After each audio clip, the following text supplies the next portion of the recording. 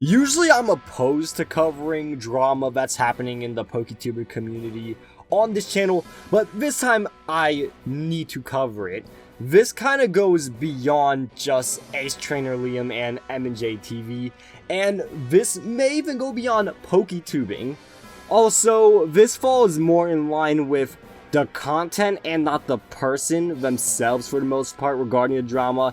And before the fanboys on either side come at me, let me just make it clear that despite my previous videos or, anything really, I'm going to put any bias aside that I feel for either of these people.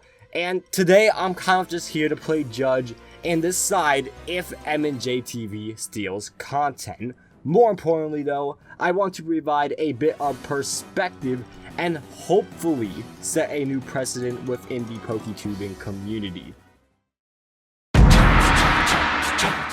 So I think this all kicked off into motion on August 6th when Ace Trainer Lim tweeted out, "It's the Metromania Season 8 final tonight. Imagine if another PokeTuber with almost 10 times your sub count uploaded the first episode of a series with basically the same gimmick on the same day. Ha ha ha. Unless."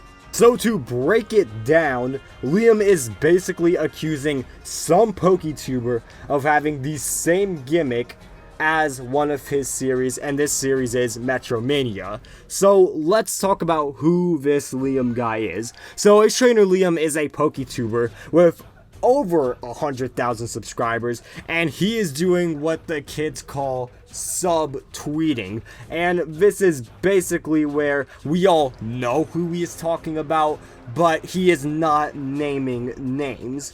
This name will later be confirmed to be MandJTV, but we will call him Michael for the rest of this video. Alright, I'm gonna keep it real with you guys. I had no idea what Metromania was, and I was vaguely familiar with who Ace Trainer Lim was. So I decided to watch some of them and break down the core elements of this series. And here's what it boils down to. It's a metronome battle tournament. At first it was singles, but in the more recent seasons they have switched to doubles, which is basically just duos of Pokemon. So the teams have some kind of theme to it. Could be like, Gallade and Gardevoir, or something like the two different forms of Toxtricity, something like that. And these are CPU operated, or pretty much someone just clicks the metronome button. There is no human intelligence conducting anything, no strategy whatsoever. They're just clicking that metronome button and seeing what happens. Ace Trainer Lim also does this kind of thing where he acts like a sports commentator when he's doing these battles. Instead of saying something like, "Let's click metronome, see what happens," he kind of does like if someone was commentating a basketball game, saying something like, "Lunar Cone goes for metronome. Oh my gosh, it gets lava plume. Wow, that killed the Toxtricity. Fantastic play. Who could have," something like that. Not exactly like that, but I think you guys get the idea. Pretty much it's post-com. So with regards to the core element of this series, that's pretty much it, and that's the criteria that we're going to go off of. So if MandJTV meets this criteria, either in its majority or its entirety, this guy is flat out screwed, and it would not look good at all for him. So before we get on to Liam's tweets, which I do have an issue with, let's talk about Michael's series. So this was on his side channel that goes by the name of MandJTV Plays. Now there's no real reason for mentioning that this is on his side channel. I just think we should get our facts straight. So he made a video called his new Metronome League. So like Liam's tweet said, this was on the the same day of Liam's Metromania finale. Whether this was a coincidence or a strongly calculated move, that's kind of yet to be determined, and to be truthful, the only person who can determine that is MandJTV and the staff / people that work with him.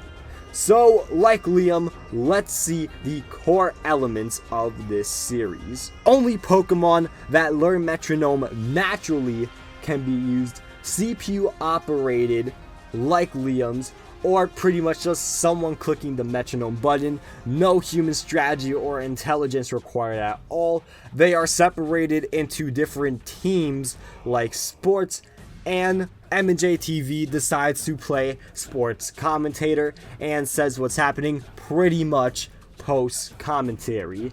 So before I get on to my verdict, I don't want to influence your choice based on what I'm about to say, because I just don't want to make you guys feel pressure to agree with me or what the comments are saying. So just go down below, or maybe even write on a piece of paper, I don't care. Just right now, based on what I said, form your opinion on what you think. Do you think he completely takes away and steals the series? Do you think he takes bits and pieces? Or is this his own original video idea? So I'm gonna keep it real. Did MJ rip off this series? Yes. Did he steal it? Maybe. Now, I think there is a fundamental difference between stealing content and ripping it off. If you rip something off, it's like taking the core ideas of something, but just changing it a little bit so it doesn't look like you completely stole it verbatim. Think of it like bootlegging something. We truly won't know if MandJTV stole this or not unless he goes on camera and admits it. At the time of this video though, his Twitter is gone, so this just is not a good look for him whatsoever. So Michael basically took the premise of CPU operated metronome battles, mixed it with sports-like commentary, and even a bit more sports-like culture by having teams. But like I said before, he changed a couple of things. Despite this though, the major takeaway that I've seen people getting from this is that MandJTV stole this and we should cancel him. As much as I can't stand his content, he does not deserve to get canceled for this. Here is my issue with what MandJTV did. No acknowledgement or credit given whatsoever.